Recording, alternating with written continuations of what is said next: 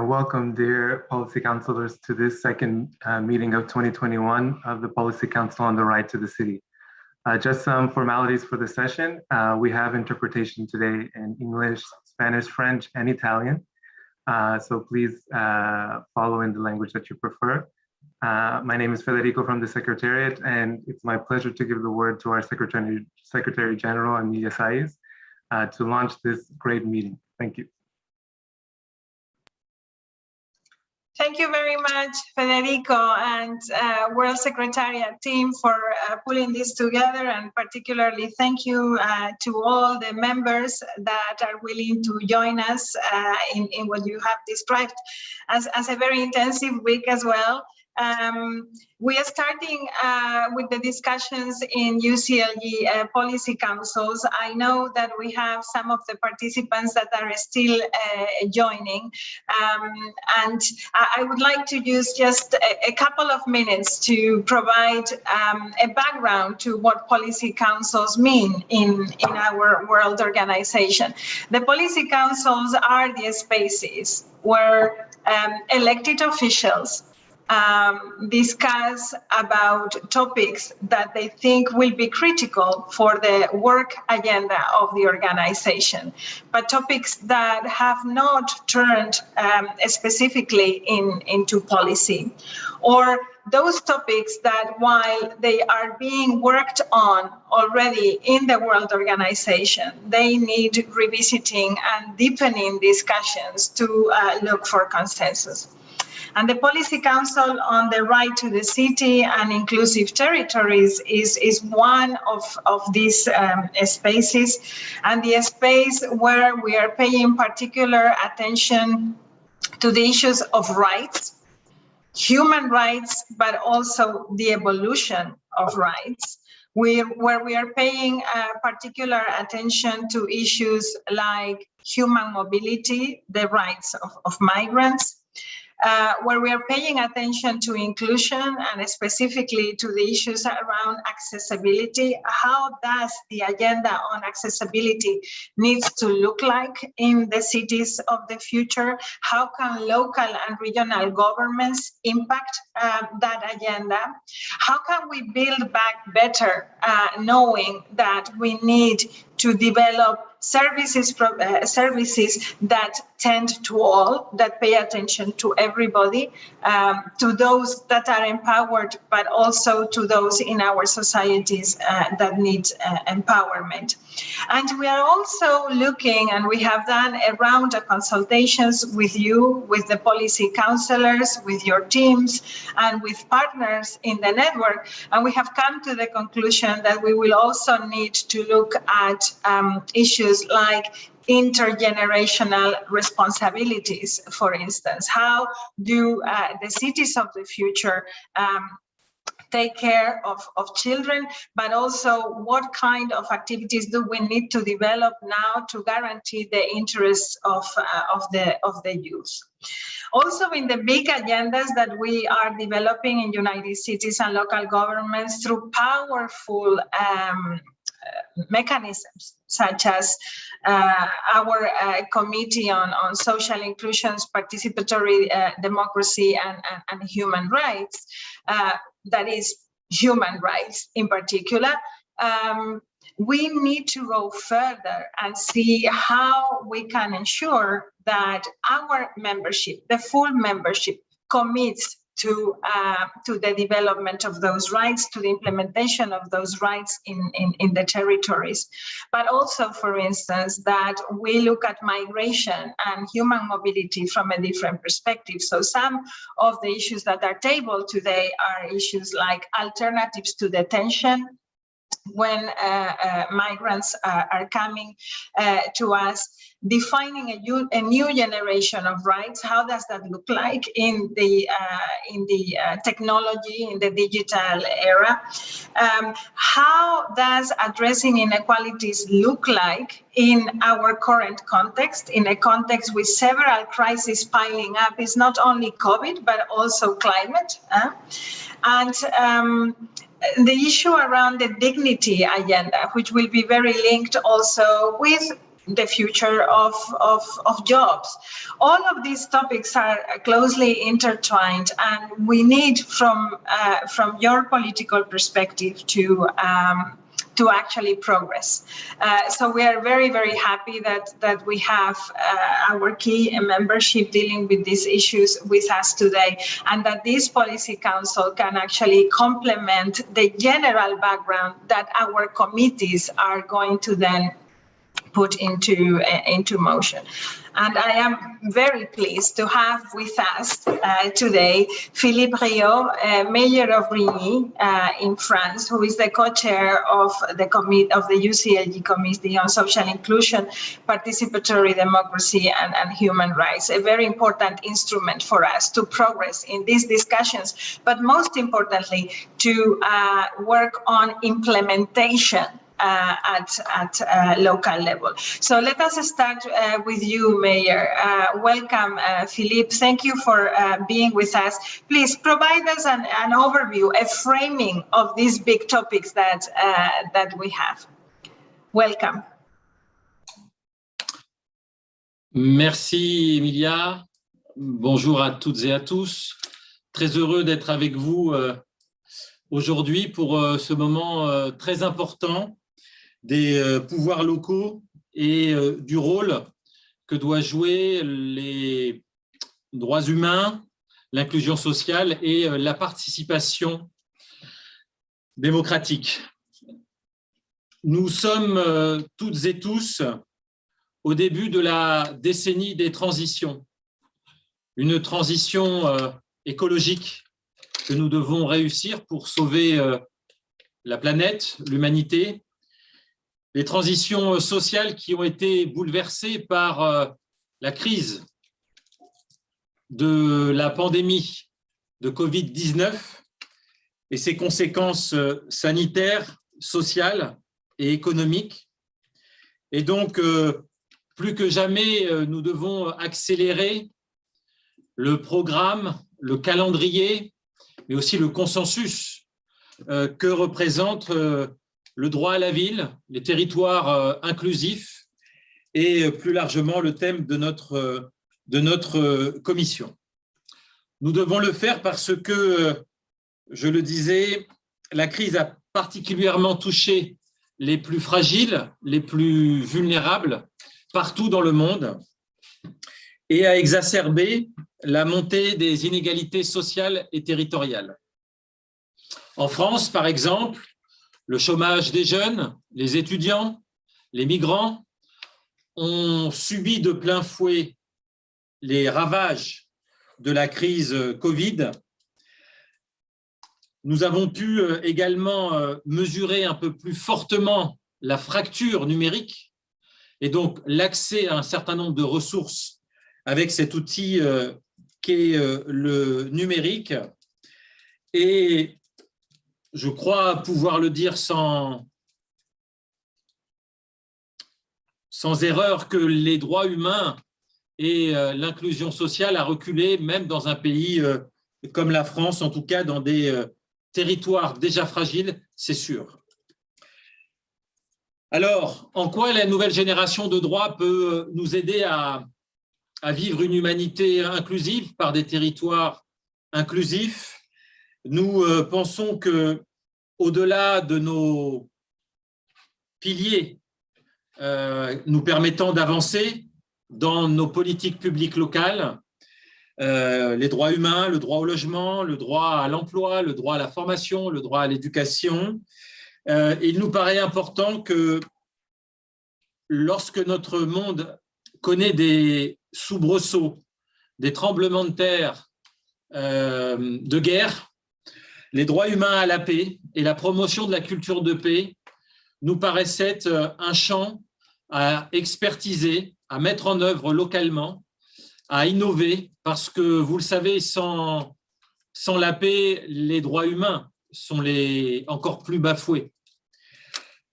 Avec ces droits humains à la paix, la promotion de la culture de paix pour le développement urbain, le droit à la ville pour les territoires de périphérie ou les territoires fragiles de centre-ville nous paraissent nécessaires à promouvoir dans les agendas territoriaux pour laisser personne de côté et réduire ces insupportables inégalités territoriales qui fragilisent nos villes, nos territoires et nos pays. Le droit, bien évidemment, de participer aux affaires publiques. Je parlais de transition écologique sociale. Nous vivons une décennie de transition démocratique. Nos modèles démocratiques sont réinterrogés avec la montée des populismes. Et nous devons donc réagir, participer encore plus. Et les pouvoirs locaux ont une responsabilité extrêmement importante parce que nous avons, plus que les élus nationaux, de la légitimité politique de par notre proximité et notre quotidienneté. Et nous devons sans cesse réinventer la démocratie participative. Enfin, sur les initiatives que la Commission d'inclusion sociale de la participation et des droits humains se propose de faire et qui dépendra bien évidemment de la mobilisation de toutes et tous, et le lancement d'une campagne mondiale pour soutenir et étendre le mouvement des villes des droits humains partout dans le monde, adopter prochainement un accord de partenariat avec le Haut Commissariat aux droits humains, qui est quelque chose d'extrêmement réjouissant dans nos travaux, et puis cette mise en place de nouvelles ressources d'apprentissage en ligne sur les collectivités et les droits humains. Notre réseau doit être plus performant entre nous pour s'enrichir mutuellement de nos pratiques et de nos ressources. Pour terminer, je suis sûr que cette période ouvre une opportunité pour les pouvoirs locaux, nos gouvernements locaux, ce lien important avec le niveau mondial, parce que même localement, nous faisons monde quotidiennement, et l'avenir, le pacte pour l'avenir de CGLU, Cité, Gouvernements et Locaux Unis, aspire à formuler toutes ces opportunités, ces volontés, cette détermination qu'ont les pouvoirs locaux à créer un autre monde. Merci de votre attention. Merci, merci, un grand merci à vous pour tout le travail que vous êtes en train de faire avec la Commission. Des choses importantes, ce partenariat avec Nations Unies, très important, qu'on va mettre dans notre Conseil mondial dans quelques semaines, très important, sans doute. On fait des choses, on travaille dans les discours, mais on travaille aussi dans des choses concrètes, et pour ça, tout notre travail autour de l'apprentissage est très important aussi. Donc, merci de rappeler ça. Merci, Monsieur le Maire. I understand that the mayor of Ouagadougou has technical problems, and he has been going in and out of the connection. So I am going to pass to another continent. Instead of Africa, we are going to Latin America. And I would like to invite Daniel Camacho, the Undersecretary for Governance of Bogota, to provide views as well from the city of Bogota on this vision around right to the city and the way that the current context is affecting. And I see, Daniel, veo que estás en movimiento. Espero que puedas oírnos bien y que te podamos oír a ti también. Adelante, Daniel Camacho. A usted la palabra. Gracias. Buenos días. Es un placer estar en la mañana de hoy, mañana bogotana, tarde en Europa. saludarlos atentamente en nombre de la alcaldesa Claudia López, quien por motivos de agenda y situaciones acá internas, pues no pudo acompañarlos hoy en esta importante reunión.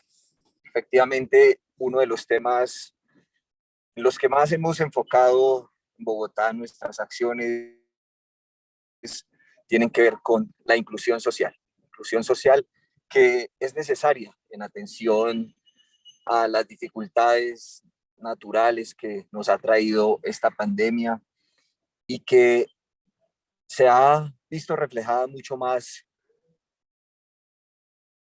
en detalle con los más vulnerables, con los marginados, con la población más pobre de nuestra ciudad.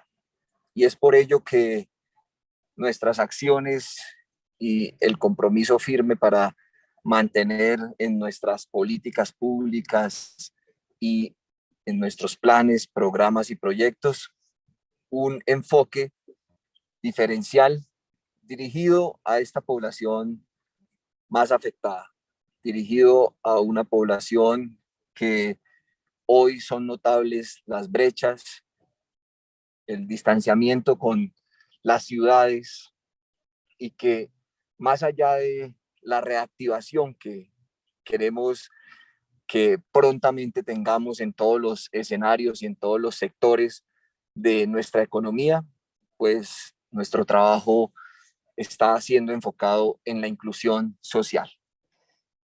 Bogotá es una ciudad que cuida. Bogotá es una ciudad de todos. Recibimos diariamente personas de todos los lugares del país, personas en busca de mejores oportunidades, personas que vienen siendo golpeadas por diferentes fenómenos como la violencia en los territorios, la pobreza que se agudiza en algunos escenarios, la falta de recursos naturales en otros.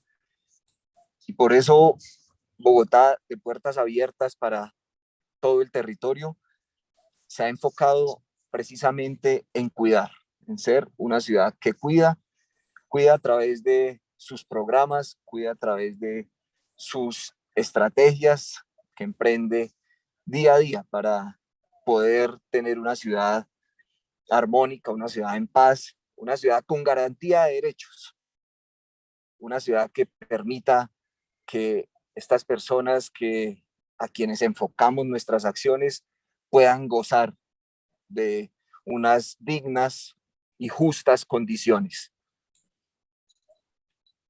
Esta oportunidad que vemos de reactivar en lo social es quizá la más importante que hemos desplegado en esta administración y que buscamos profundizar cada día sorteando una serie de dificultades que encontramos, limitaciones de tipo presupuestal, limitaciones de tipo económico, de tipo político, social, pero la voluntad inequívoca y muy dirigida realmente a tener una ciudad que cuida, una ciudad que protege, una ciudad que recibe con dificultades, pero con la clara y firme intención de poder contribuir a que especialmente las personas marginadas, las personas vulnerables puedan gozar de sus derechos en condiciones dignas, en condiciones justas.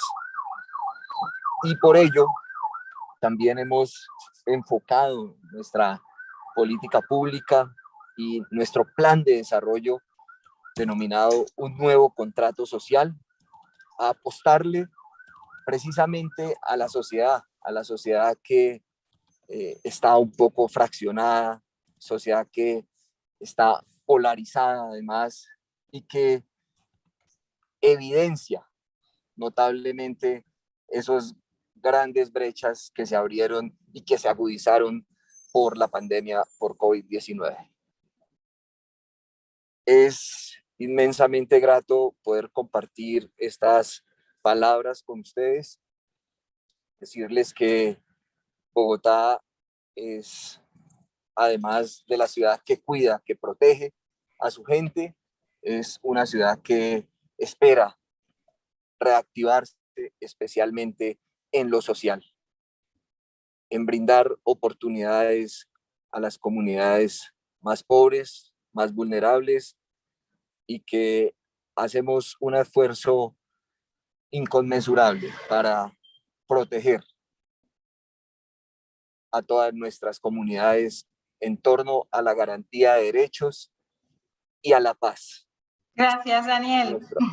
Muchas gracias. Muchísimas gracias. Nuestra esperanza es que poniendo esto en común con el resto de las ciudades del mundo, haciendo de esto agenda de una red global como Ciudades y Gobiernos Locales Unidos, podamos ayudar a las ciudadanas y ciudadanos de Bogotá y podamos transformar los marcos legales, ¿no? Que a veces también nos impiden tener los recursos suficientes y las competencias suficientes para poder abordar algunos de estos retos. Agradecemos mucho a Bogotá el compromiso con los bogotanos y con las bogotanas, pero también agradecemos mucho su compromiso con la red internacional, igual que es el caso de Grigny y que es el caso también de Ouagadougou.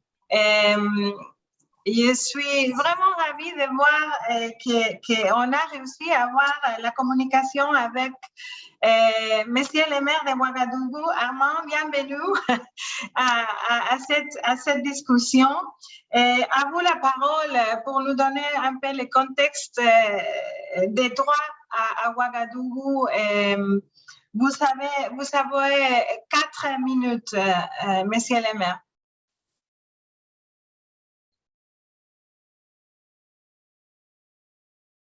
On ne vous entend pas. Le micro, s'il vous plaît. Bonjour à tout le monde. Je disais que si vous permettez, je voulais passer mon tour et prendre la parole plus tard parce que je suis juste en train d'arriver à mon bureau. Très bien. On fait ça, Monsieur le maire. Aucun problème de notre part. Just a small recap of some of the issues that have been put on the table before I give the floor to Amanda Fletty, the coordinator of our committee on social inclusion. The Mayor of Grigny has been talking about the importance of protection of rights, but also of the connection with rethinking democracy and the danger that we have of leaving parts of our territories behind. I think it is very important for us to link the discussion around rights with the strengthening of democracy. I think it's extremely relevant to link these two. And the fact that there are parts of our territories that are suffering more than others, so these inequalities is related to that. There is, as you know, great work.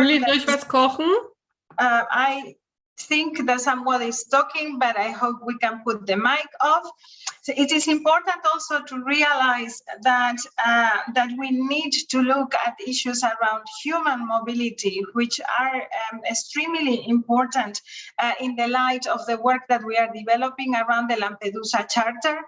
The Lampedusa Charter, and I am very happy to see Mayor Martello with us today, but also the Vice Mayor of Sfax is with us, is gaining a lot of momentum, but I am very happy that Bogotá has brought up the issue that human mobility is not only a border issue. It's not an issue about legal or illegal.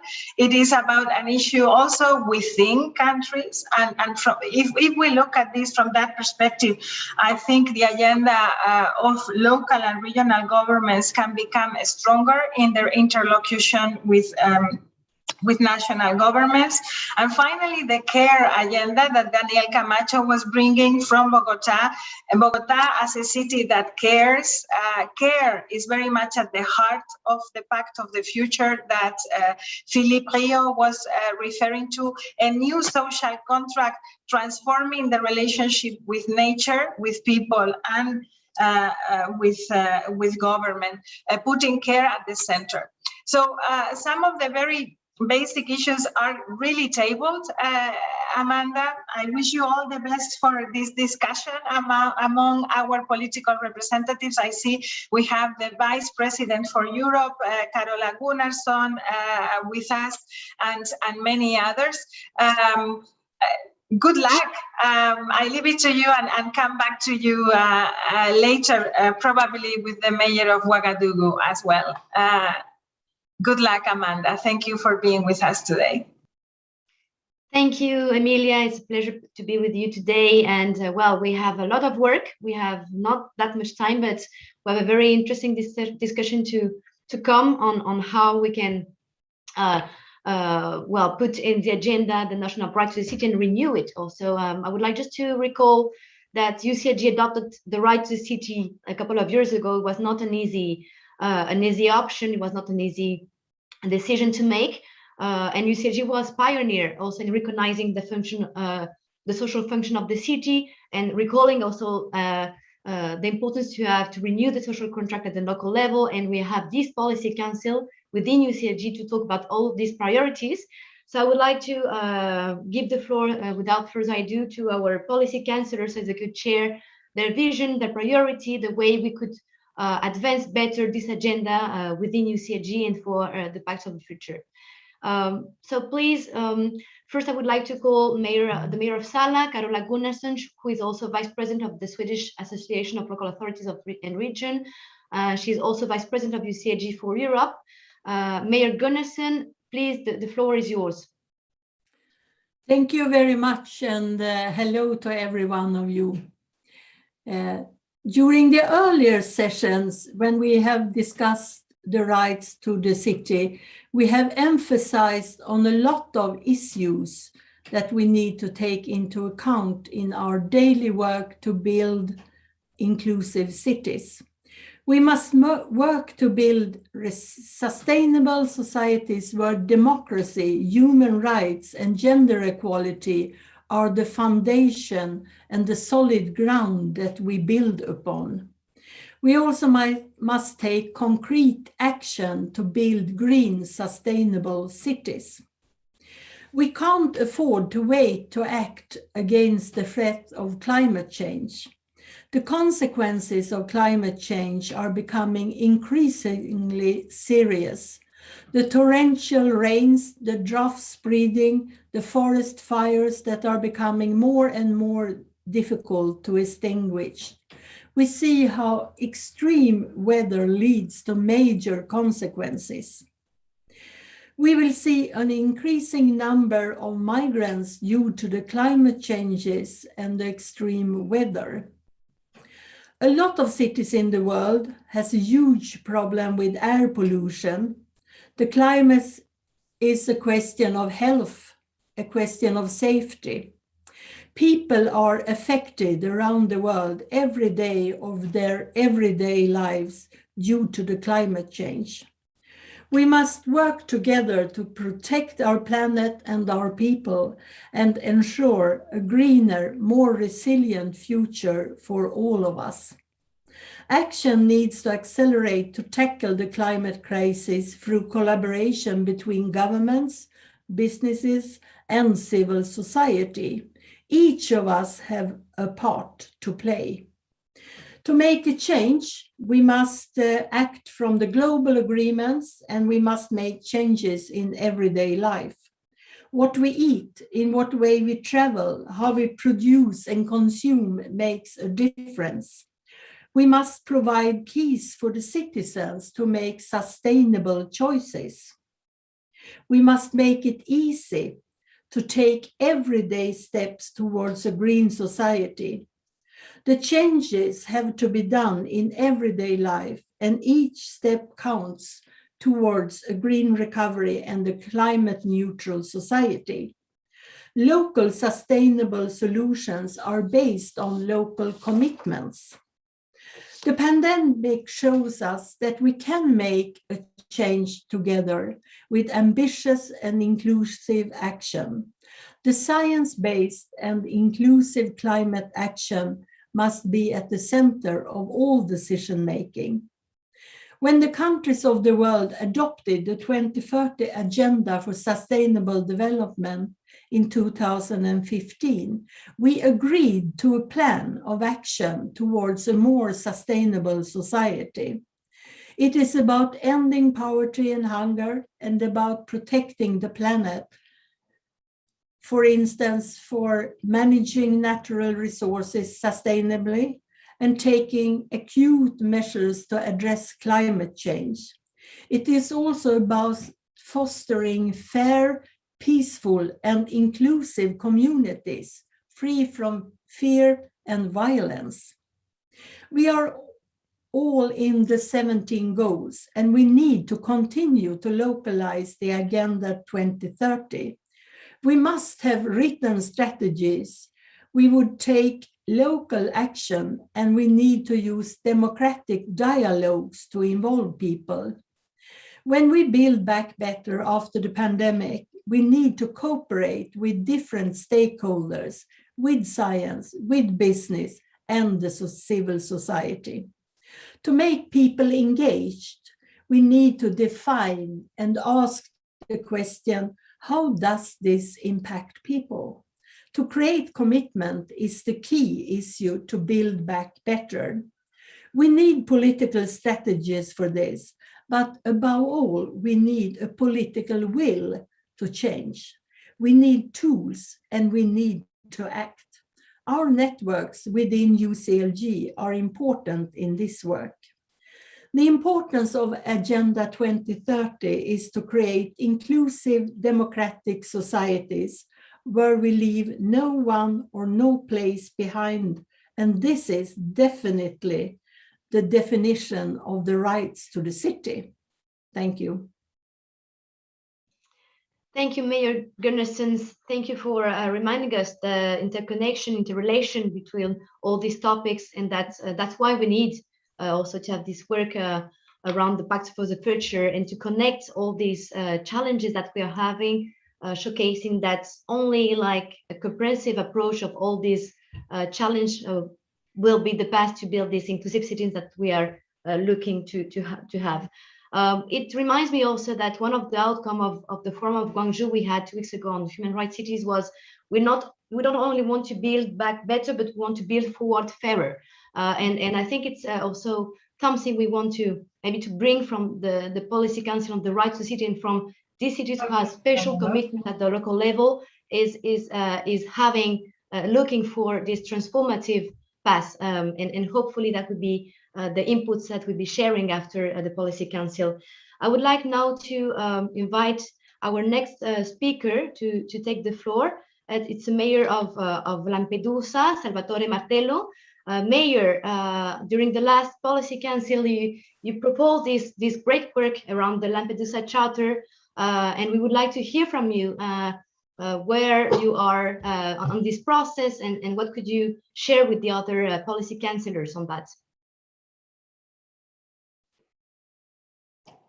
Grazie. Ma il lavoro che stiamo continuando a fare è stato veramente molto positivo, la presenza di Emilia con un gruppo qui a Lampedusa, che finalmente hanno avuto la percezione di che cosa si vive in un'isola di frontiera e come si vive in mezzo al Mediterraneo. Quali sono i problemi che riusciamo ad affrontare una piccola comunità come Lampedusa rapportata con i problemi globali che affrontiamo e che cerchiamo tutti insieme possibilmente di risolvere.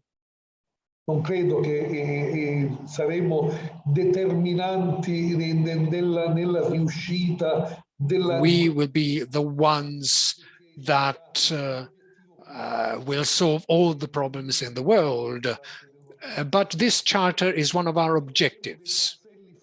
And I'm sure that we will be able to pave the way for the solution to these problems in the framework of a context in which speaking of these problems which affect the whole world is an essential element for each and every one of us. I'm referring in particular to the citizenship rights, to the question of mobility. You see, unless we have the courage and the strength to act within the framework of this system that is currently being developed throughout the world, if we don't have the courage to promote our points of view, to promote the discussion about these topics, well, many of the problems which affect us directly will not even be considered. Let me give you an example of this. When we speak of climate change, when we speak of sustainable development, well, of course, we know that climate change and sustainable development vary from one part of the world to another. There are differences because we live in different contexts. However, at the same time, we must try to leave nobody behind. We must deal with these topics because if we act together, we can make people understand, we can make heads of states, prime ministers, the ones who are going to sign the documents which will dictate the rules for each and every one of us. Well, we have to try and make them understand what are the problems, what are the delays that have accumulated over time, especially when it comes to regions like us at the boundaries of the continents. So the importance of the Lampedusa Charter, the importance of human rights, the importance of citizenship rights, which we are trying to promote, is essential. And so we have to see all of this within the... Perché quando si parla di cose, di macro obiettivi, forse c'entrano le grandi città, le grandissime città, ma le piccole realtà vengono quasi sempre scordate, dimenticate. E quindi la nostra forza deve essere quello, non dico di ribaltare l'impostazione che si vuole dare sull'uguaglianza, sul rispetto dei diritti e su quello che sarà probabilmente, come si dice, anche l'importanza di proteggere i diritti.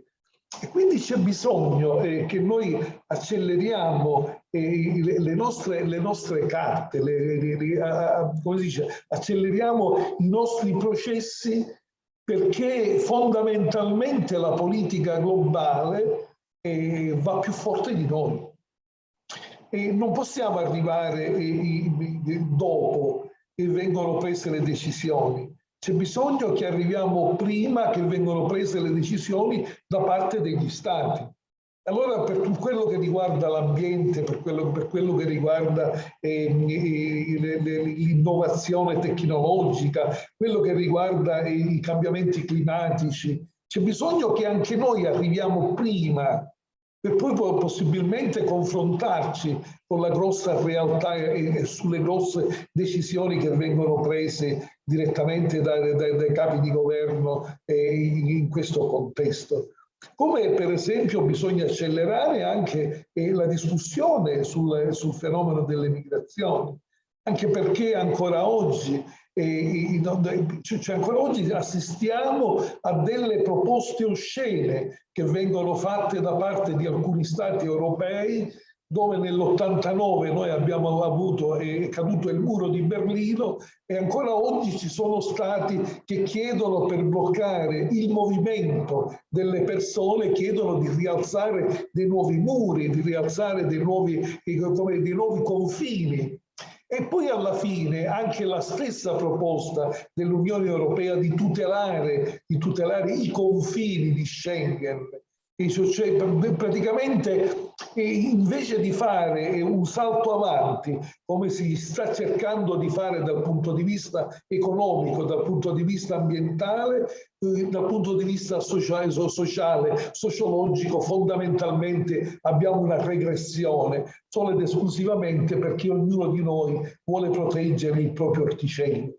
Ecco dove io chiedo che noi dobbiamo essere più incisivi, dobbiamo essere più veloci anche nelle decisioni che si devono prendere nei confronti di questi argomenti che ci toccano poi alla fine personalmente, ci toccano anche come l'intero Stato. Io quando scrivo sempre al Presidente del Consiglio Draghi dico che è un grande economista, dico che è una grande personalità che può incidere, però bisogna che anche lui prende cognizione di quali sono le piccole realtà, le cose minuscole, le cose piccole che poi incidono nella vita di ognuno di noi che viviamo questo pianeta.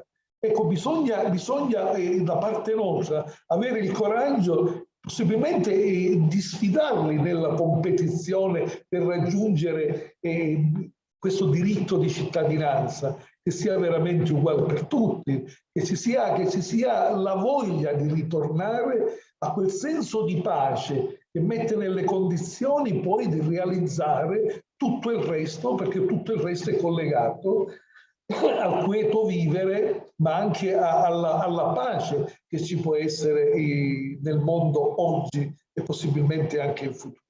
Non possiamo ancora sopportare questi focolai che spuntano ogni tanto, e quando non spuntano focolai di guerra, spuntano focolai di odio all'interno di ogni nazione, come è avvenuto anche in questi giorni in Italia, che si assaltano anche le fondamenta della democrazia. Ecco, queste cose esistono perché noi siamo molto deboli. Ancora non abbiamo gli anticorpi che ci consentono, non a noi personalmente, ma alle comunità che rappresentiamo, perché si sentono molte volte distanti dal nostro modo di vedere, dal nostro modo di ragionare, dal nostro modo di essere coinvolti in questo grande contesto, in questa sfida che ritengo che ci sta e ci porterà ad essere protagonisti per gli anni a venire. Per questo ringrazio a tutti e dico che dobbiamo essere più coesi, dobbiamo essere più incisivi, ma anche più veloci nel prendere decisioni, che poi è il destino di coloro i quali detteranno le regole per guidare questo mondo. Grazie.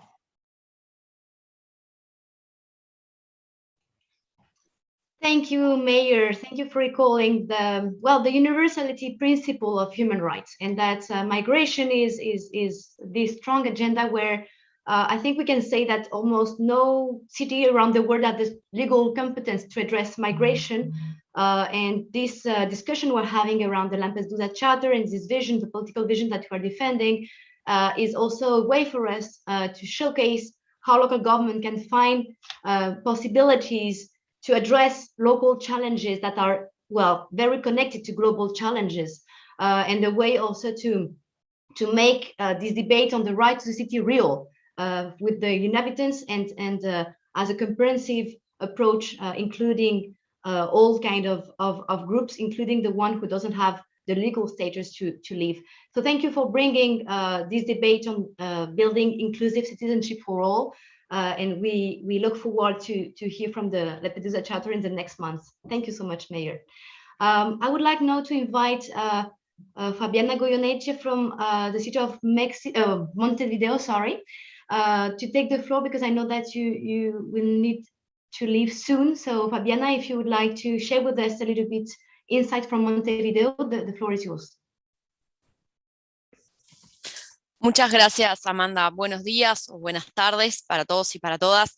En primer lugar, extenderles los saludos de la intendenta Carolina Cose, que lamenta no poder estar presente en el día de hoy, pero sí quiere extenderles y expresarles su profunda valoración por este encuentro, por este consejo y sobre todo por la temática que estamos abordando hoy. Como vicepresidenta regional para Latinoamérica y además en los distintos espacios que ocupamos, preocupada por todos los temas que se están tratando hoy. En su nombre queríamos trasladarles algunas de los temas que para nosotros son prioritarios y que tienen que ver muchísimo con lo que este Consejo está tratando. Y qué bueno y qué oportuno haber escuchado al alcalde Martelo previamente, porque voy a empezar por precisamente expresar nuestra profunda preocupación y también compromiso en abordar como uno de los temas prioritarios la movilidad humana. Ustedes saben que lamentablemente Latinoamérica es la región más desigual, ¿no? La desigualdad nos ha golpeado históricamente, pero es algo que se ha profundizado de forma extrema durante la pandemia que estamos viviendo, y muchísimas desigualdades han quedado en evidencia. Y una vez más, las niñas, los niños, las personas mayores, las personas racializadas, los pueblos originarios y también las personas en situación de movilidad humana son las que están siendo más golpeadas. Por eso para nosotros abordar el derecho a la ciudad y abordar además los distintos derechos humanos, para hacerlo realmente con una perspectiva de derechos humanos, tenemos que hacerlo teniendo en cuenta la interseccionalidad de las distintas características de las personas y las distintas opresiones en las que viven y en las que desarrollan su vida. Y no cabe duda que compartimos profundamente lo expresado por el alcalde de Lampedusa, en tanto la necesidad de la paz y la necesidad de que esa paz sea construida más allá de las fronteras. Nosotros como ciudades, como gobiernos locales, tenemos que tener el profundo compromiso de trabajar por y para nuestras personas, y ese pacto hacia el futuro tiene que tener relación con trabajar más allá del lugar de origen de las personas, por todas las personas que están habitando o que están transitando por los lugares en los que nosotros estamos destinando nuestras políticas públicas. Por eso, precisamente, justo en estos días va a transcurrir con el liderazgo de la Ciudad de México un encuentro de ciudades y territorios de paz, en el que Montevideo ha invitado a alcaldes y alcaldesas a abordar la situación de movilidad humana y hacer aportes a la Carta de Lampedusa con nuestra perspectiva latinoamericana y caribeña, también en el marco de la coalición latinoamericana y caribeña contra el racismo, la discriminación y la xenofobia, y ni que hablar que todo este trabajo siempre está atravesado, transversalizado por la perspectiva de género y también por la accesibilidad universal, que son para nosotros todavía enormes desafíos a nivel mundial, a nivel latinoamericano y caribeño, y con los que nos queremos seguir comprometiendo. Además, queríamos expresar que para nosotros el derecho a la ciudad no puede ser ajeno, por supuesto, al derecho a la vivienda, a las condiciones de habitabilidad, que también en este contexto que hemos vivido, una vez más se ha destacado como una situación profundamente problemática, y que con la crisis socioeconómica que se ha derivado de la crisis sanitaria quedó más en evidencia, pero además de forma más crítica. Las personas en situación de calle, las personas que no tienen garantizada una vivienda digna en este momento, han sido también doblemente vulneradas, doblemente afectadas, y por eso también nuestro compromiso, para que el derecho a la ciudad implique también tener un techo, también tener un medio ambiente sostenible, construido con el compromiso de todos y todas. Tenemos en poquitos días la COP26, los estados, pero también las ciudades vamos a estar abordando el enorme desafío de combatir el cambio climático y tratando de poner compromisos concretos y específicos en ese sentido, y nosotros sabemos que no podemos hablar de futuro si no hablamos de sustentabilidad del medio ambiente y si no nos comprometemos profundamente para combatir el cambio climático y a trabajar por un desarrollo de verdad sostenible e inclusivo. Agradecemos la oportunidad de este encuentro, esperamos vernos pronto, y bueno, les extendemos un profundo saludo y cuenten con Montevideo para todo este trabajo en adelante. Muchas gracias. Muchas gracias, Fabiana, por esos mensajes fuertes. Es un placer contar con la experiencia de Montevideo en el bueno, en el campo de las discriminaciones, de la lucha contra el racismo, que son temas que nos interesa abrir ahora con el Policy Council del Derecho a la Ciudad. Y entonces, con mucho placer contar con vuestro involucramiento a nuestro lado para destacar esos temas que son nuevos, en cierto sentido, para nuestra red. Y también agradecerle por recordar la importancia de luchar contra la violencia de género. La alcaldesa también Gunnarsson lo había mencionado. También por apoyar la propuesta de Greenie de trabajar en esa agenda de paz, que también la Ciudad de México tiene un liderazgo muy fuerte en ese sentido, y ver cómo podemos construir esas ciudades sin violencias que estamos buscando y que, bueno, estaremos explorando a lo largo del foro de esta semana. Muchas gracias, Fabiana. Sorry, I'm going to switch in English again. Sorry for talking in Spanish. I would like now, I'm seeing that the mayor of Subanjaya has joined us. Mayor Naraini Roslan, are you with us? I would like to give you the floor. You have been participating also in the World Human Rights Cities Forum of Guangzhou and having strong inputs on the rights perspective you would like to have within UCLG. So please, the floor is yours if you would like to share your priorities. Thank you. Amanda, the mayor, she just came out again. So. Oh, okay. Yes, I couldn't see her. Maybe we can just jump to our next speaker and go back to her if she achieved to come back. So I would like now to give the floor to Annie-Christelle Lambourg. Annie-Christelle, are you here? I cannot see you. I think you might be there. Annie-Christelle, est-ce que vous êtes parmi nous? Oui, bonjour, je suis là. Merci. Je voudrais donc vous passer la parole pour vous nous présenter un petit peu la perspective de genre, l'agenda sur le droit des femmes que vous travaillez et nous partager l'expérience de Libreville. Merci beaucoup. Alors, merci. Je tiens déjà à excuser le retard avec lequel je joins la visioconférence, tout simplement parce qu'en ce moment, nous sommes en caucus d'Afrique centrale. C'est une CGLU. Et donc, nous avons ici à Libreville toutes les villes et les pays d'Afrique centrale à travers leurs maires et à travers les membres, les présidentes des femmes, du réseau des femmes. Et donc, c'est pour ça que je suis un peu en retard et je tiens à m'excuser. Je voudrais tout simplement souscrire à tout ce qui a été dit et en disant aussi que par rapport au pacte de l'avenir, Libreville s'inscrit parfaitement dans la mise en place ou la co-construction de certaines valeurs qui sans lesquelles ne pourraient pas tenir nos vies.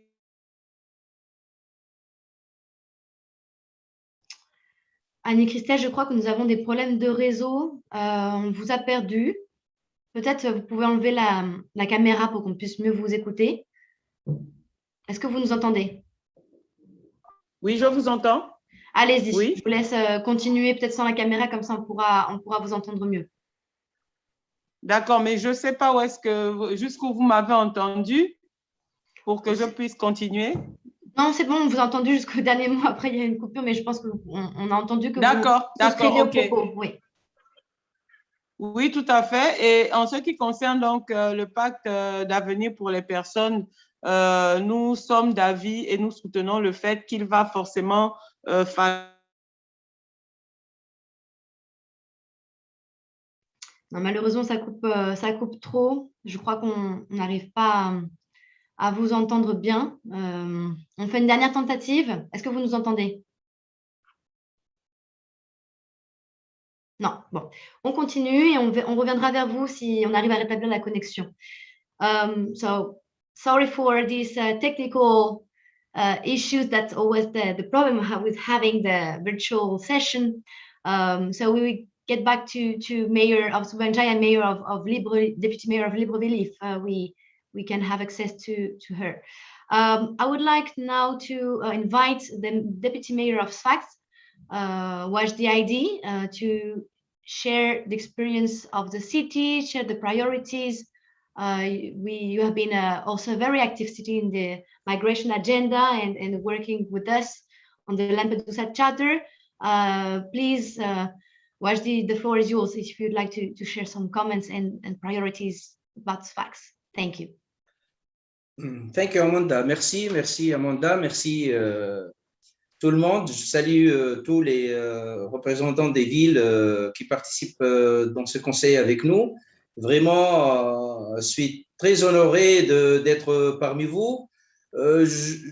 Lorsqu'on dit droit à la ville, il faut avouer que la situation, je crois, n'est pas semblable dans toutes les villes, que ce soit au nord ou au sud de la Méditerranée, ainsi bien que dans d'autres régions du monde.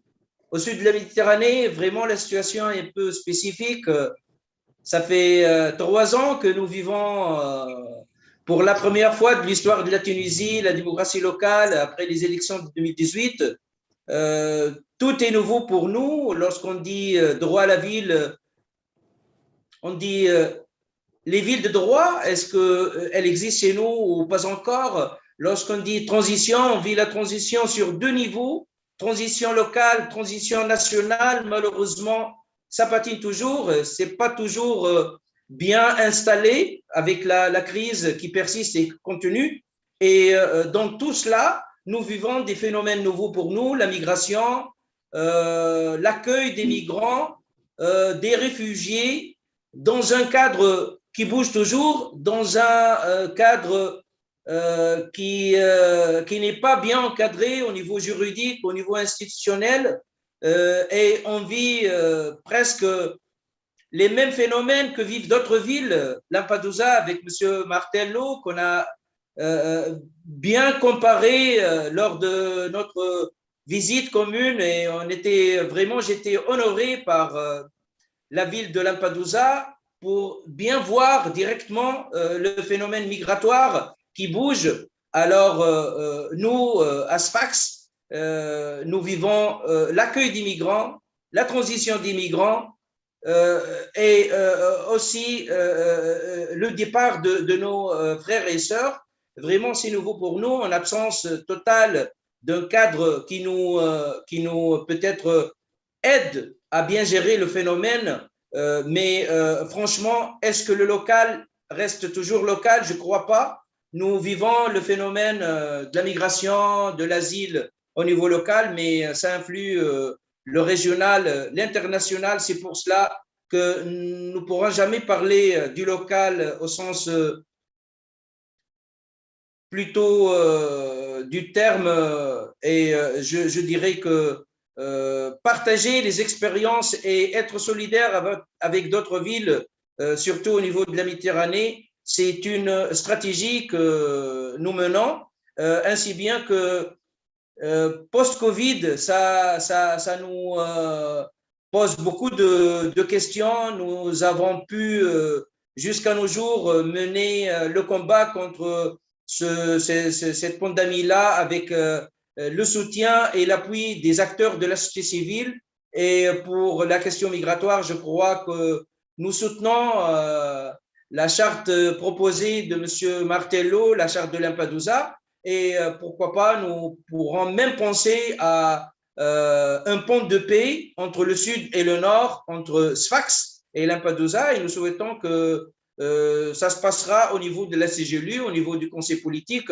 Mais je crois que la spécificité des pays du Sud nous ramène encore à la question de la démocratie, à la question des libertés, de la paix. La démocratie n'est pas encore installée chez nous, ainsi qu'en Libye, aussi d'autres villes de la Méditerranée. Alors, il faut repenser la démocratie, il faut reparler liberté, paix, parce que parler d'une façon peut-être globale de la question de la liberté, de la démocratie, de la paix, sans prendre en considération les spécificités de chaque ville, je crois que ça peut-être nous mener à des questions peut-être plus complexes. Alors, je crois que nos priorités, c'est comment peut-être gérer la situation post-Covid, comment reprendre les choses en main chez nous et aussi parler de la migration en tant que phénomène humain lié à la démocratie, aux libertés, à la paix. Et je peut-être renouvelle ma solidarité et mon soutien à la proposition et aux idées que M. Martello a proposées, et j'espère qu'on arrivera à réaliser ces buts-là d'ici au mois, ou je ne vais pas dire aux années prochaines, mais dans une période très proche. Et merci. Thank you very much, Wajdi, for this great proposal to create this bridge between Sfax and Lampedusa. I think that these invisible links, like these bridges, reflect exactly the idea that we are promoting to have, well, these special links on the basis of shared values between the territories. That's also something we have been trying to push with this notion of international solidarity between territories. What we did with Myanmar, with Afghanistan, is creating these values of solidarity of around human rights principles and defending the universality of this principle. Thank you also for connecting the debate on inclusion of migrants with democracy, because what the important message here is also that we're not talking only about inclusion, it's about having a comprehensive approach. That's a holistic approach that Mayor Martello has been defending around the Lampedusa Charter, and that's what we seek to have also around the Pact for the Future, is all these links about these common values that are shaping these caring territories we want to defend on this post-pandemic era.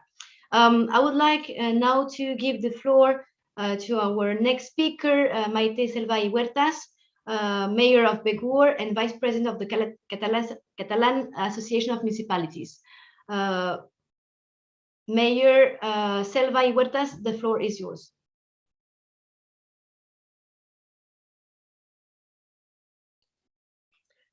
Buenas tardes a todos y a todas. En primer lugar, quería agradecer a la CGLU para darnos una vez más la oportunidad de participar en este Consejo Político.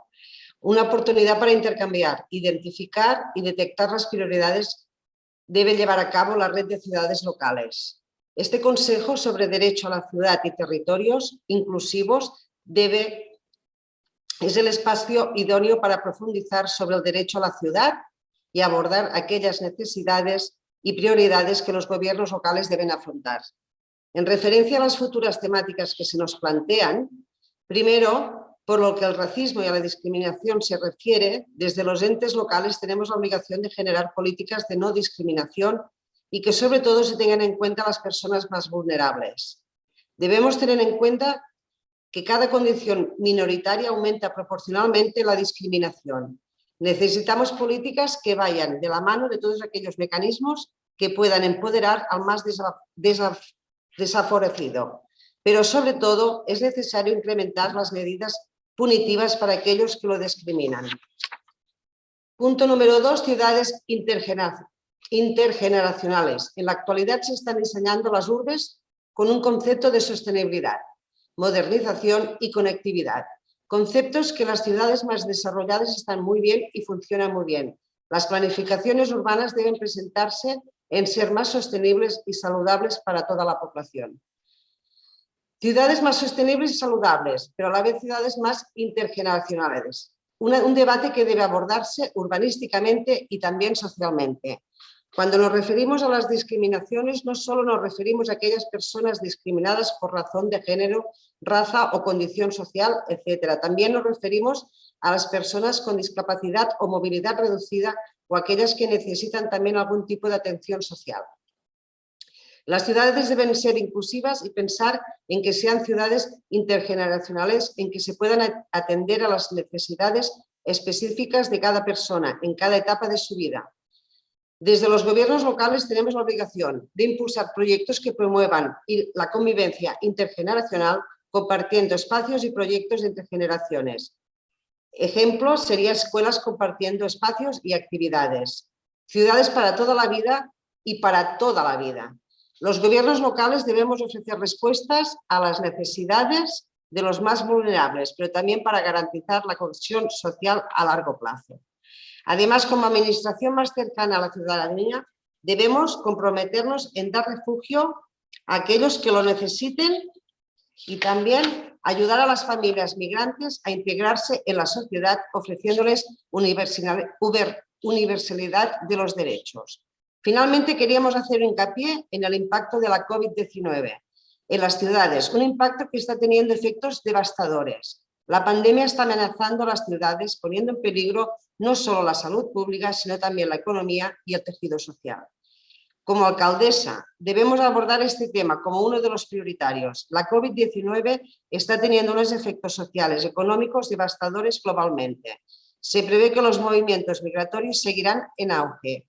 Por ello, hará falta pactos a nivel mundial con la necesidad de enfocar los derechos humanos, el derecho a la ciudad, el derecho a las ciudades intergeneracionales e inclusivas y de migración. Gracias. Muchas gracias, alcaldesa. Thank you very much. Also to highlight the important shift we have to make between emergency solution and building long-term and mid-term strategies. And I think that the experience that you have been bringing now is exactly this point, and trying to transform what have been emergency responses into more built agenda that are including this new and innovative solution that we have been implementing during the pandemic, and see how we can transform and impact the way that you are looking to this issue at the local level. Thank you so much. I would like now to give the floor to the mayor of Ouagadougou, if he is available. Monsieur Armand Bewinde, est-ce que par hasard, vous êtes en capacité de pouvoir prendre la parole maintenant?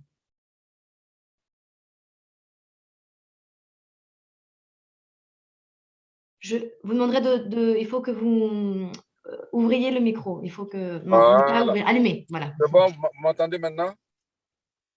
C'est bon. OK. Donc, c'est vraiment un honneur pour moi de participer à cette réunion de notre conseil politique sur le droit de la ville et des territoires inclusifs qui est organisé dans le cadre du mois d'octobre urbain. Je voudrais vraiment remercier tous pour cette participation et cette nouvelle édition du Conseil politique sur le droit de la ville.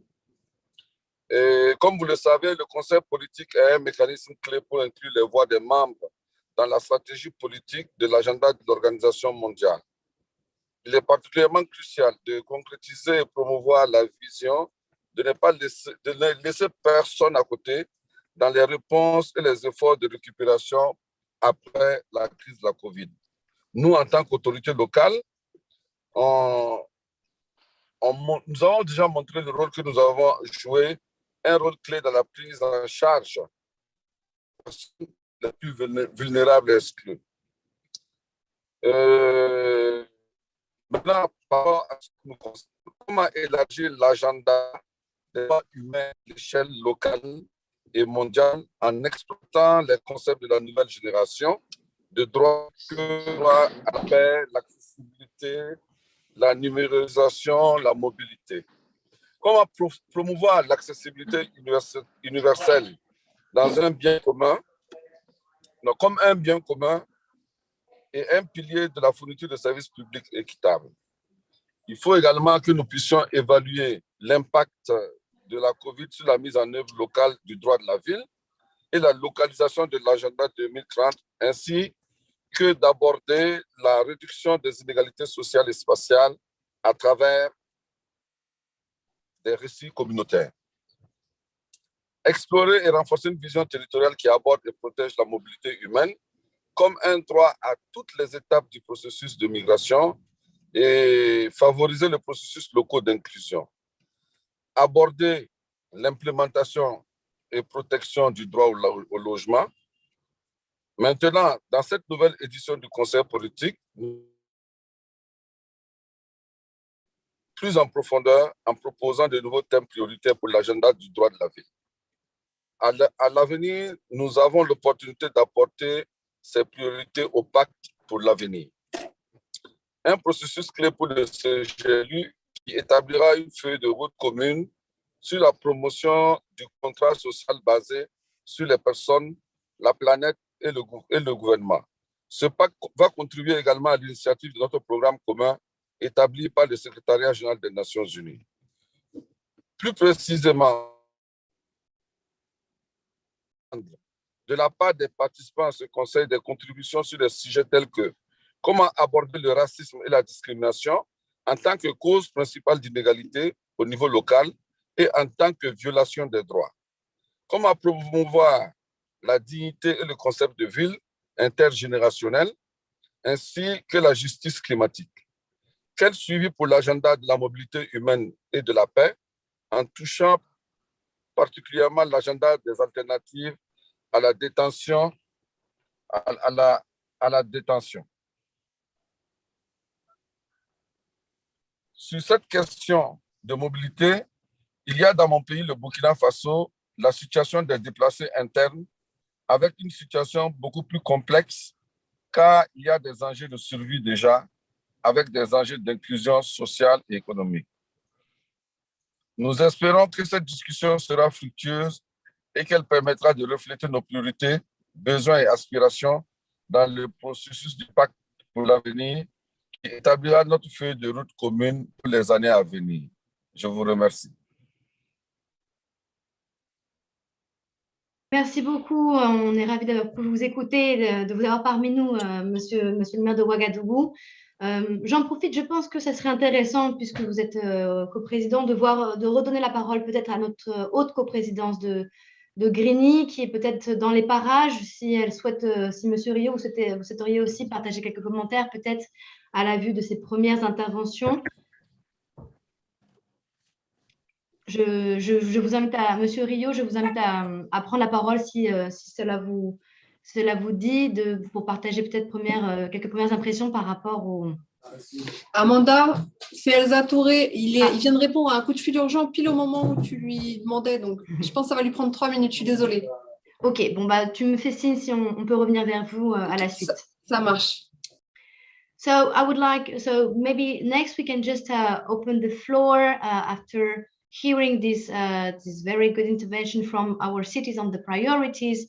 We have with us two important partners. We have Colin Raja, coordinator of the Civil Society Action Committee.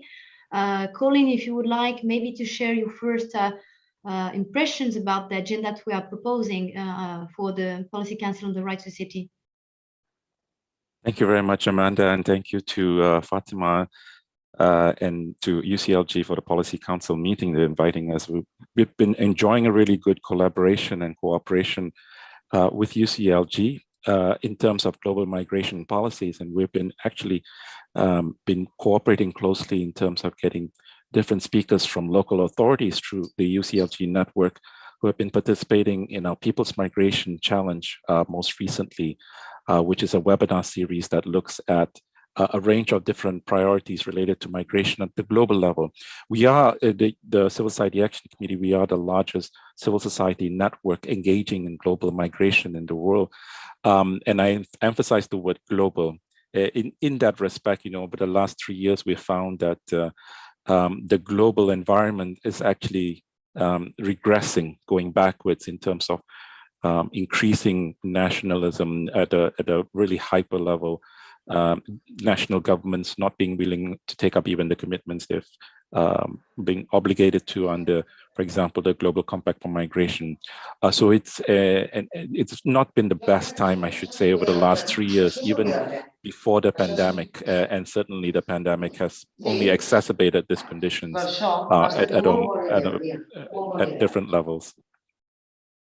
Yeah, and in that regard, as we've been facing these challenges at the global level, and especially in engagement with national governments, what we have found quite, of course, by no coincidence, is that local authorities and municipalities have actually been some of the most progressive in moving forward the policy agenda in terms of various initiatives, various practices that have been undertaken at the local level.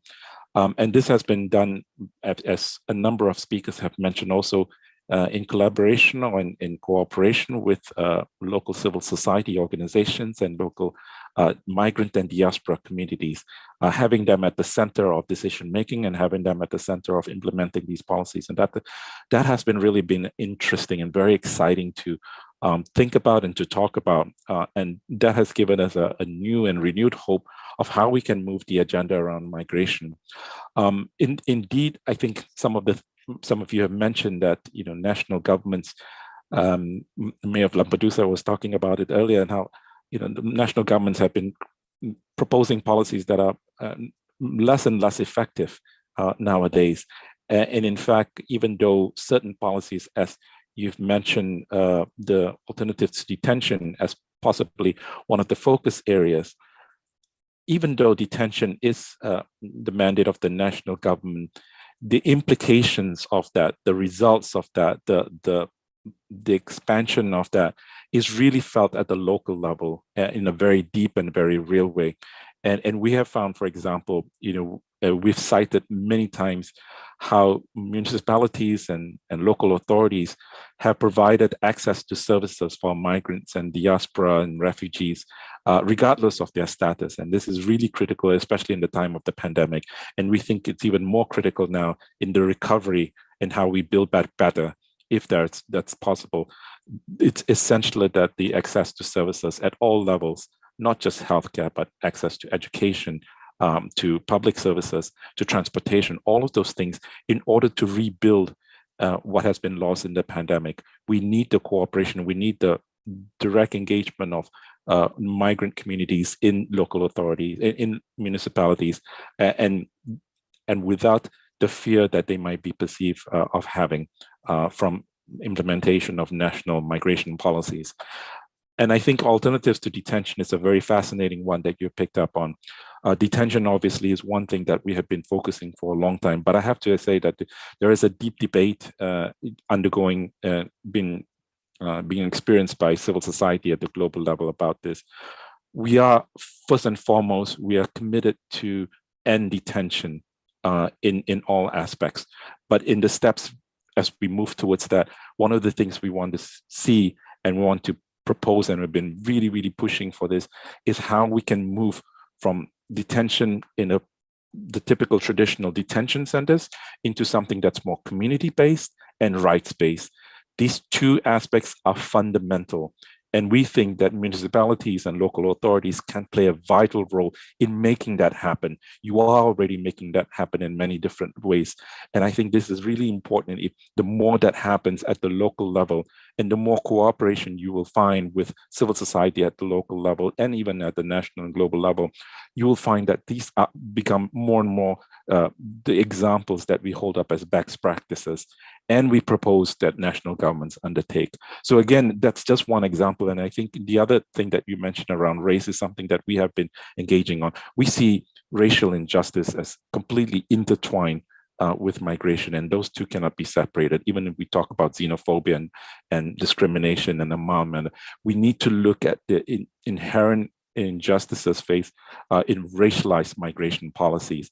And again, cities are the best places where these can both, it's being experienced at the local level, but also where some of these initiatives can be undertaken, and you're already undertaking that in many different municipalities. So again, we look forward very much to the cooperation that we've enjoyed so far, and we really see this as an opportunity to continue to engage and build on. And we really see municipalities and cities as the primary place where, in this period especially, we can actually begin to move the agenda forward and to rebuild back better in that way. Thank you, Amanda. Thank you, Colin, for these very encouraging words, actually. I think one of the key outcomes we've been building with UCLG and toward this migration agenda is exactly this collaboration, this alliance with civil society, with NGOs, at the local level, and that was one of our key message on the way to improve the situation of and condition of life of migrants. And we're very happy to see today that we are this outcome is becoming a concrete proposal regarding this path on alternative detention. So thank you for being there with us today, and thank you for this proposal. And we hope it will be a concrete step to advance on this agenda with you. I would like now to give the floor to our next speaker. So I think we all heard the words of the mayor of Ouagadougou, who was talking about accessibility as a common good. He was also addressing universal design as a way to reduce inequalities. And I think that it is also an important outcome of today's session. And for this, I would like to invite Maureen Pinot-Dregman, who is from the Office of the UN Special Envoy on Disability and Accessibility, maybe to share with us some thoughts on that, and also reacting to the words of the mayor of Ouagadougou to make this universal design and this accessibility as a common good.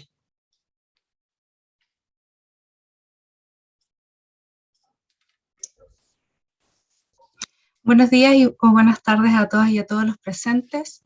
Mi nombre es Maureen Pinot-Dregman y vengo en representación de la enviada especial del Secretario General de Naciones Unidas sobre Discapacidad y Accesibilidad, la profesora María Soledad Cisternas Reyes.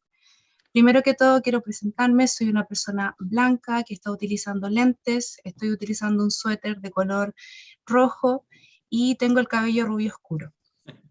La sociedad cambia constantemente y por lo tanto la interacción de las personas con discapacidad en su entorno se vuelve dinámica, lo que debe movilizar a los estados y a la sociedad a asumir los desafíos de inclusión y participación.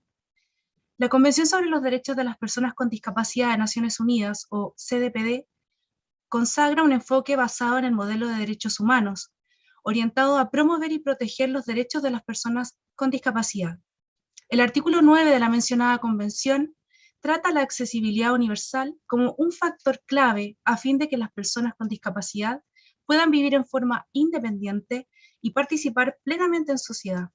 La accesibilidad no solo se extiende a su entorno físico, sino que también al transporte, a la información, las comunicaciones, los bienes y servicios, los procesos, procedimientos y también la tecnología.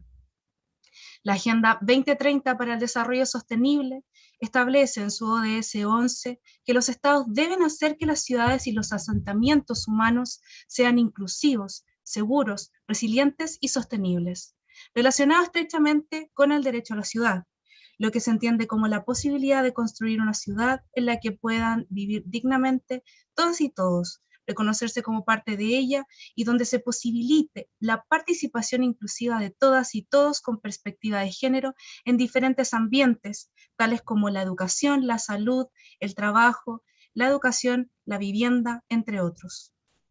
Lo anterior también se relaciona con las ciudades inteligentes, ya que busca comprender las necesidades de nuestra humanidad diversa, dinámica, interactiva, evolutiva, incluyendo la accesibilidad tecnológica y también la accesibilidad cultural, debiendo considerarse una estructura universal. Muchos gobiernos locales han demostrado el rol decisivo que desempeñan para ser canales de una propuesta participativa e inclusiva, incluyendo el servicio público, interactuando con gobiernos centrales y en orden a satisfacer las necesidades y los derechos humanos de la población, debiendo incluir a las personas con discapacidad. Todo lo mencionado precedentemente no solamente beneficia a la sociedad, sino que la accesibilidad universal sirve para pavimentar el camino que las nuevas generaciones conformadas por niñas, niños y adolescentes con y sin discapacidad recorrerán. Con ciudades y gobiernos locales unidos hemos desarrollado una estrategia, una alianza estratégica para profundizar y transversalizar el tema de la accesibilidad universal. Agradecemos enormemente a CGLU por crear esta instancia que promueve al diálogo y a fomentar cambios para garantizar una sociedad mucho más inclusiva.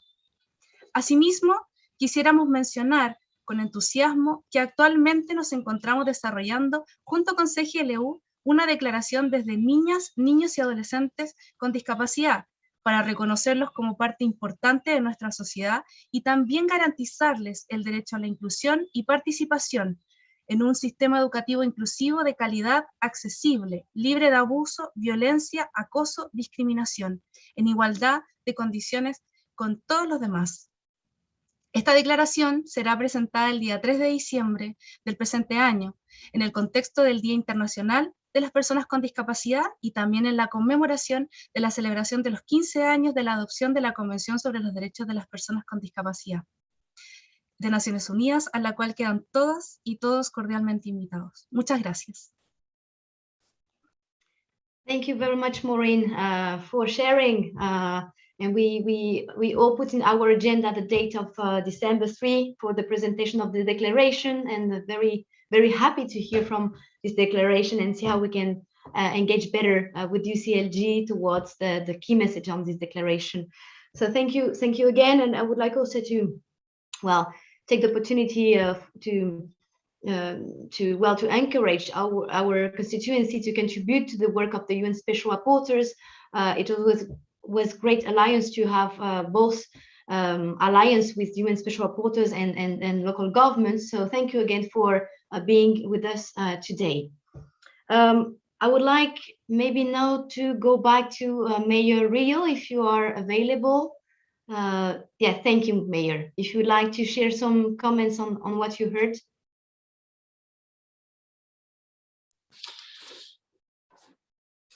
D'abord, un tour du monde très réjouissant et enthousiasmant à vous entendre aborder tous les sujets avec beaucoup d'humanité et de regard critique sur la situation.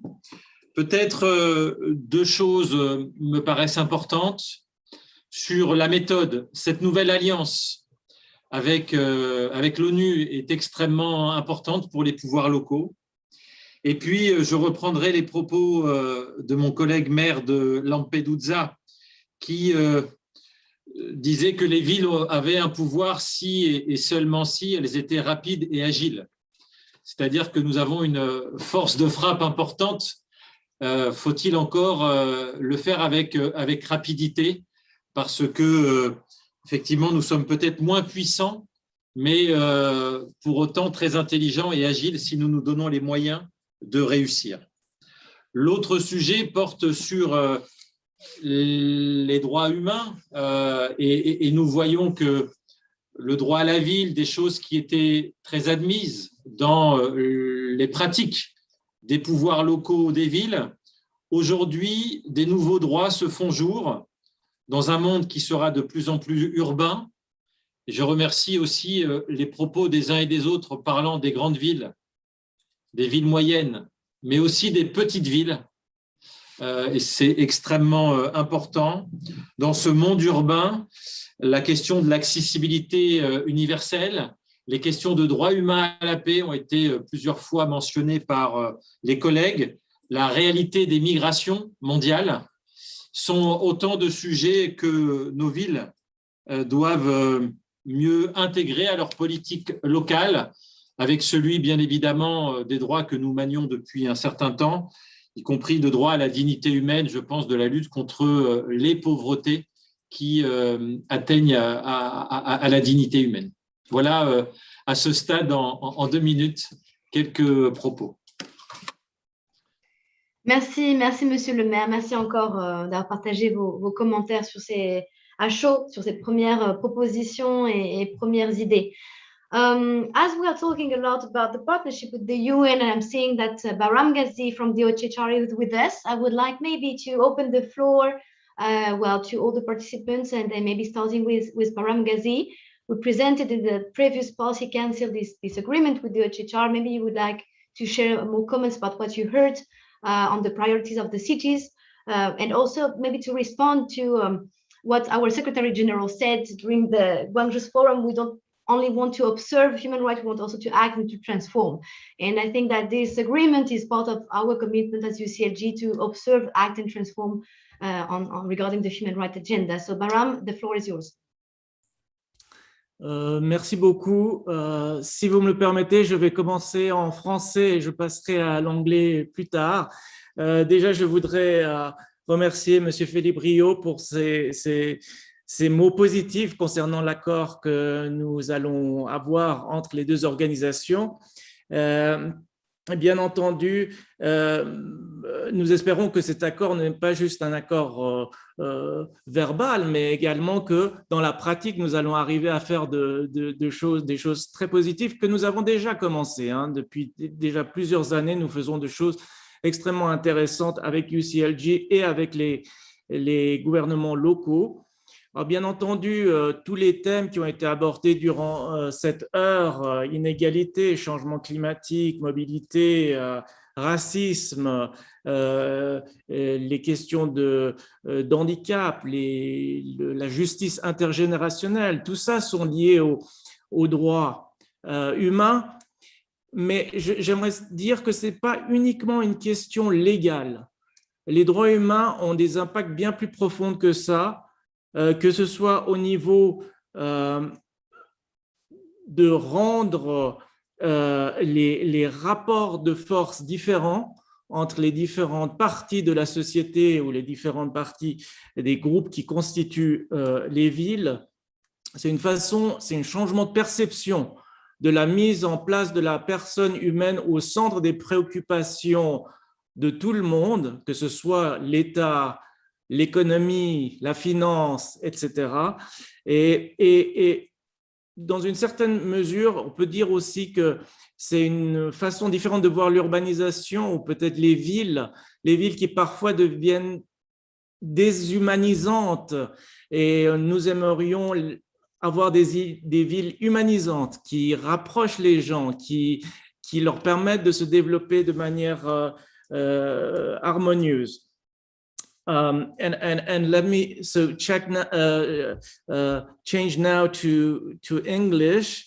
I just wanted to come back to one or two of our participants who mentioned this very important link between the global and the local. And I think that is one of the issues that our letter of agreement wants to tackle. As you know, the Secretary General of the United Nations presented a couple of, it was last month, to the General Assembly, a report called Our Common Agenda. In that report, the Secretary General tells us of the importance of including local and regional government in the discussion at international level and at the UN, simply because without these entities, the discussion are incomplete, theoretical, and that is something important that needs to be put in place. Much more multilateralism that includes local and regional governments. And of course, the letter of agreement is something that goes in that direction. Some other of the mayors and participants hinted out to how the new social contract is being included in their discussion at local level or in the way they are seeing things. Again, the Secretary General has called for a new social contract at international level, and we have been trying with UCLG, for example, in Gwangju, in the World Human Rights Cities Forum, to be discussing with local, what does that mean at local level, and what are the elements that should be brought back at international level in the discussion on this new social contract, and rebuilding the trust between citizens, inhabitants, and authorities, something that has been, as was rightly pointed out by many, have gone on rough patches these last years. And finally, just to end on the issue of the importance of democracy and solidarity between local governments, I think that is an important point that we also need to take into account, how much the different local governments, the ones that have a common vision, and this common vision is human rights, can help each other in difficult circumstances.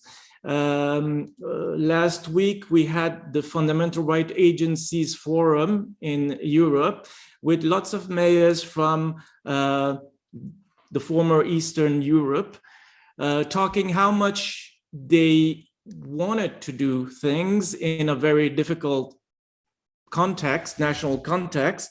For example, some that have formed the Pact of Free Cities like Prague, Bratislava, Budapest, Warsaw, etc. And how we can, through this network of local government, share our experiences, maybe find ways of supporting this call for human rights and democracy at local level. Thank you very much. Thank you, Baram. Thank you for these great inputs. I think Deo Chichar is almost ready to recognize the rights to the city as well.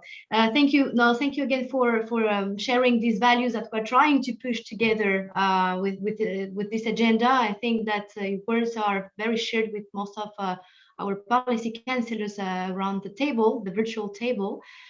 Maybe I would like to go back to the representative of our presidency of Bogota, of the Policy Council, Daniel Camacho, if you would like to share some words on what have been said.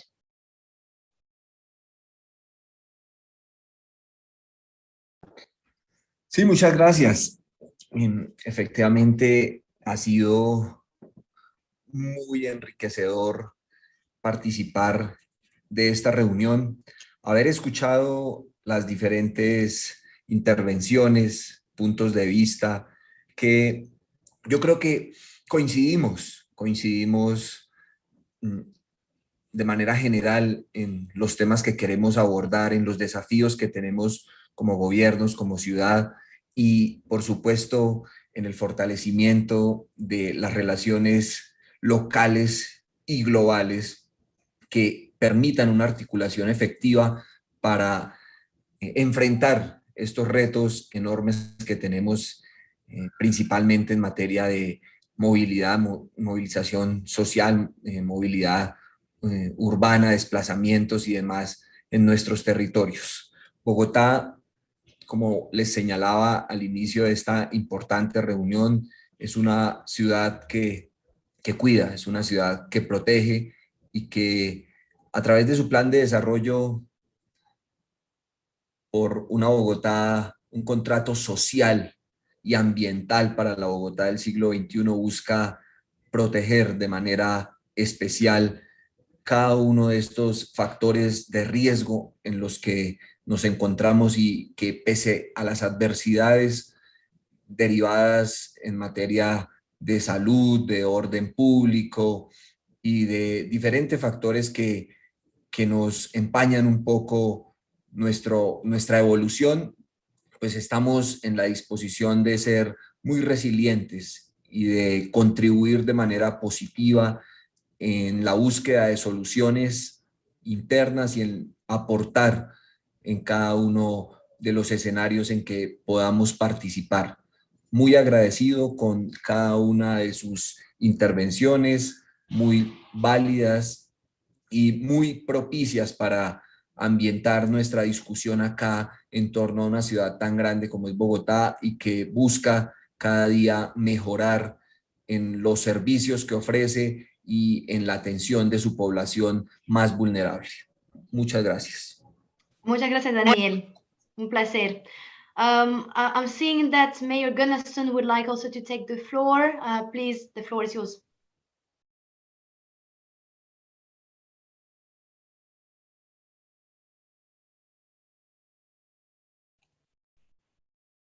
Mayor Gunnarsson, can you hear me? Yes, perfect. Yes, thank you very much. Well, first of all, thank you very much for all the very interesting speeches I have listened to this afternoon. I think it's perfectly clear that there are a lot of challenges around the world, but at the same time, I think that everyone is so committed to trying to find the solutions. And I also think that we have a common language through Agenda 2030. And through this common language, we can do a lot because then we can discuss, we can find solutions, and we do understand each other when using the goals within 2030. I also think I would like to especially thank Mayor Martello because I think your discussion about the migrants and the situation is very, very important to listen to. And I very much appreciated your conclusions. And I think that we all have to face this huge challenge and do our best to trying to find solutions. So thank you very much for this afternoon. It has been very interesting. So thank you. Thank you, Mayor. Maybe we could also give the floor to Mayor Martello for some last comments, and then we'll go to the conclusion.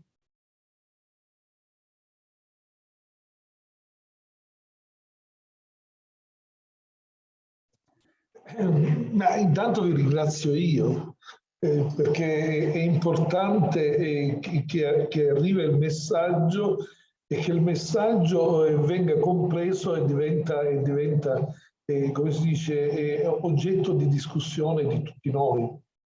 Grazie anche per l'interessamento nei confronti di quello che sta facendo l'UCLG. Io dico che veramente questa collaborazione, questa partecipazione è stata fondamentale per fare conoscere a tutti gli altri, fare conoscere a tutti voi la vera realtà che si vive, che viviamo in un posto sperduto. E nel frattempo anche ascoltare i cambiamenti che ci sono nel mondo, sempre grazie all'UCLG, anche se io seguo attentamente la politica anche estera italiana, per capire cosa succede per esempio a Bruxelles. Questa carta che secondo me assume un'importanza fondamentale, è la base per fare altre carte, per continuare ed andare avanti su temi che sono veramente sensibili, che sono temi anche della stessa sopravvivenza di ognuno di noi. Quando io parlo della distanza, quando parlo delle città o di coloro i quali decidono per noi, e parlo di accelerare questi processi, lo dico perché da quando l'Europa incomincia, diciamo, a fare scattare questa molla della solidarietà, finanziando anche le politiche sociali di ogni nazione europea, mi accorgo che le risposte che devono essere date devono essere veloci.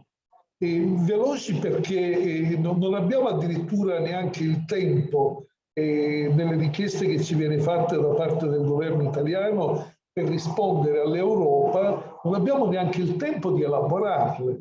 Nel senso, perché chi pensa o chi decide o chi detta le regole pensa che noi aree di confine, noi piccoli comuni e noi in realtà staccati dal contesto centrale abbiamo le risorse umane per poter mettere in campo tutta quella intelligenza, ma tutta quella partecipazione per i cambiamenti che effettivamente sono incominciati e stanno addirittura galoppando verso un futuro diverso per come l'abbiamo vissuto prima del Covid-19, prima dei lockdown, prima diciamo, di quello che è avvenuto in questi due anni.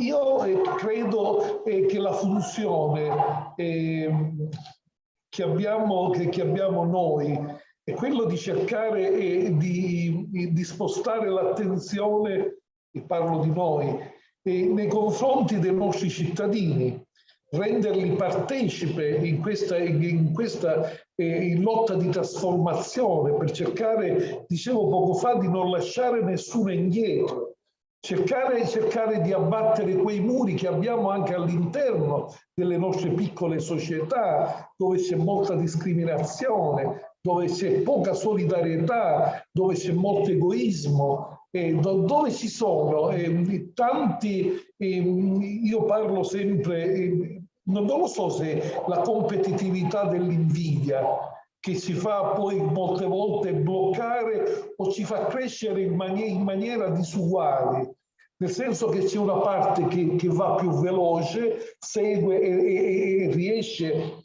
a seguire ed a capire prima degli altri quello che avviene in un mondo che è in continua evoluzione.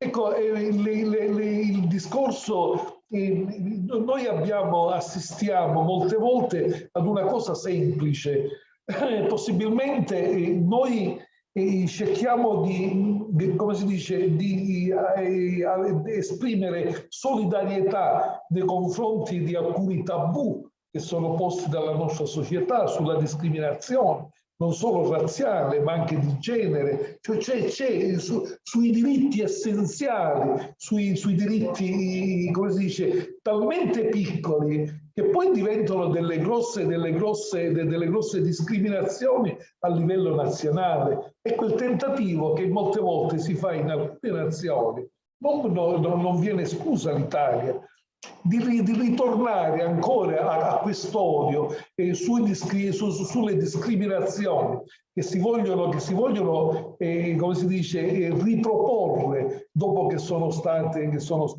sconfitti, dopo che sono stati, come si dice, cambiati. E quindi per cercare di non fare un passo indietro dobbiamo essere veloci per cercare veramente di diffonderli in maniera violenta anche nei confronti di chi a stento riesce a percepire per quale motivo questa lotta, per quale motivo questo lavoro per abbattere i muri, per abbattere le discriminazioni.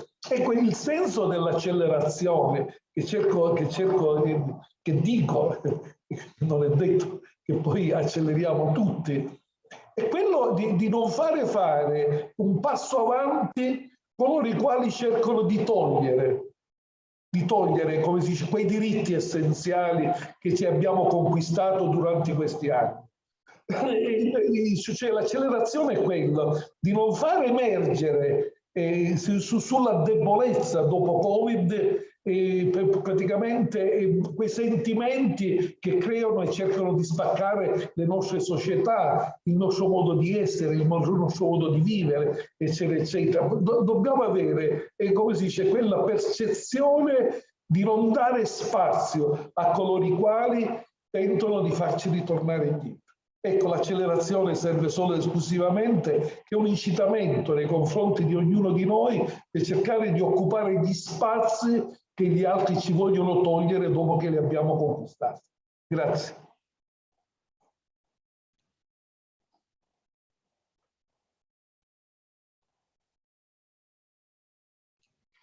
Thank you, Mayor Martello. Thank you again. I would like now to give the floor to Sfax, to the Deputy Mayor Wajdi ID. And then I see that Mayor Rio also asked to have 2 minutes. So please, Deputy Mayor Wajdi, the floor is yours. Merci Amanda. Un petit mot, je voudrais tout d'abord saluer la CGLU parce qu'elle a permis aux villes du sud de la Méditerranée comme Sfax d'être présente et de proposer ses idées, de peut-être participer à ce genre de débat et aussi bien de comprendre, apprendre et agir avec d'autres villes. Je voudrais aussi saluer la ville de Lampedusa parce qu'elle nous donne franchement des leçons concernant la question migratoire et je voudrais confirmer qu'on est vraiment dans le même bateau et on vit ce qu'ils vivent peut-être avec d'autres spécificités. Je voudrais enfin saluer l'effort de toutes les villes dans tous les coins du monde parce qu'on fournit toujours des efforts malgré les défis, les contradictions et même parfois, malheureusement, le désengagement des pouvoirs centraux comme on vit franchement ici en Tunisie. Merci à vous tous et c'est très intéressant d'être parmi vous et avec vous et échanger ces idées et j'espère vous voir très prochainement. Merci à vous tous. Merci. Je vous laisse la parole, Monsieur Rio. Oui, juste un témoignage. Il y a quelques années, le secrétaire général de l'ONU, Monsieur Ban Ki-moon, devant une association de maires, Maires pour la paix, Mayor for Peace, présidée par les maires d'Hiroshima et de Nagasaki, s'était adressé à eux en disant les choses suivantes. La paix ne se joue pas uniquement à New York ou à Genève, mais aussi dans les villages, les quartiers et les villes. Reprenons cette phrase en changeant la paix par les droits humains et je crois que nous avons de beaux chemins à construire ensemble. Merci, Monsieur Rio. Merci encore. I would like to thank you all and give the floor now to our Secretary General for the conclusion and final words of the Policy Council on the Rights to the City. Emilia. Well, thank you very much, Amanda, and thank you for a job well done, and thank you to all the speakers, to the mayors, to our leaders. You know, there is this strange connection between us, United Cities and local governments, as Mayor Rio was saying. It's a tour de monde. It's a global family, and we serving you here at the World Secretariat. We are serving those that are taking care of us in our neighborhoods, in our cities, you know, and in these years of pandemic, we have felt that more than ever before. And so it is really inspiring to see your courage and your vision and your will to take that extra mile and to link new concepts to actual local action. I am also very grateful to see our partners like Colin, Maureen, and Bahram putting the highlight and the value, seeing the added value that we can bring to the discussions and to the work that they are doing. We can certainly not move ahead without having with us both the civil society and the multilateral system. Our membership, and you have heard them all today, is convinced that the local and the global action, and the local and the global ideas, they are connected. And they are not only connected by a very ambitious agenda and framework like the SDGs that Vice President Gunnarsson was recalling, but also by joint values of humanity. And in this ambitious agenda that we have, with the right to the city and this new generation of rights that we are asking the world to embrace, we are aware that we are going to face difficulties. We know very well that just like in the first generation of human rights about civil and political rights with freedom at the heart of them, it was hard to conquer. The second one around economic, social, and cultural rights with equality at their heart. And even the third one that has been very polemic, justice, peace, and solidarity. We will need to go towards the care. We will need to look for that fourth generation with universality and the common goods at the heart of it. And it needs to translate into the rights to the city and the rights to the territories. That's what it is for us. So if we go back to university and we look at this Excel that we had to do with the first, second, and third generation, I think we now together here, we are consolidating the narrative and we are going to that fourth generation around care. And the principle that we want to protect and the value is this notion of common goods that needs to be articulated by universal service provision at local level, and that nobody else can defend and shape like local and regional governments. And the leadership of the elected officials that you have had among you today is a very strong testimony of that. And we have great instruments to work around this, and they need to translate into action. And our role as UCLG is to push for this narrative and to translate it into the new social contract. And the new social contract is the pact for the future, changing the relationships between the people, the planet, and the government. And I think a lot of the issues that you have highlighted today, such as the intergenerational responsibility, is extremely critical for us. And the intersectionality is very critical.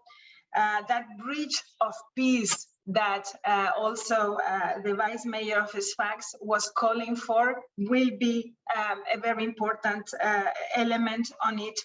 And we will need to do all of this around democracy. Dignity, memory, and equality are at the heart of the Lampedusa Charter. They are also at the heart of our agenda on local human rights and rights to the city. And the only thing that will be challenging for us is bringing the diversity of our network with us. We need to go out of this small group and bring it to the whole of the community. I think that the Lampedusa Charter is managing to do that. I also think that the campaign that we have in mind around human rights will also be extremely successful and important. And finally, a word around the accessibility agenda. The way that we are tackling it goes beyond the infrastructure of this notion. It goes about the soft infrastructure, about the inclusion of everybody. And if we manage to put this at the heart of our narrative, I think we will be transforming the lives of a lot of people.